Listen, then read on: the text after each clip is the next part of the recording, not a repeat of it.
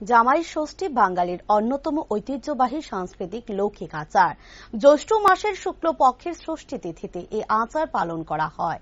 এদিনে বিবাহিত মেয়ে ও জামাইকে নিমন্ত্রণ করে আপ্যায়ন করা হয় শ্বশুর বাড়িতে। এভাবে জামাইকে খুশি রাখার চেষ্টায় ষষ্ঠী পুজোর লৌকিক প্রথায় হয়ে ওঠে বাঙালির জ্যৈষ্ঠী মাসের উৎসব। এবছরই জামাই ষষ্ঠী উৎসব এর দিন ধার্য হয়েছে 25শে মে। তার আগে বর্তমানে বাজারে বাজারে চলছে পুজোয় ব্যবহৃত বিভিন্ন সামগ্রী কেনার পালা। জামাই ষষ্ঠী পুজোতে ব্যবহার হওয়া বিশেষ পুজোর সামগ্রী নিয়ে বাজারে হাজির অস্থায়ী দোকানরা।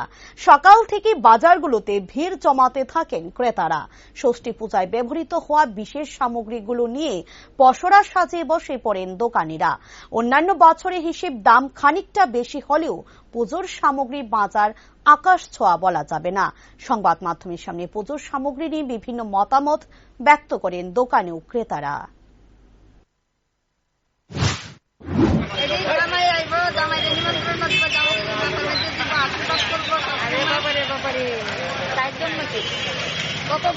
কি কি রয়েছে এটার মধ্যে?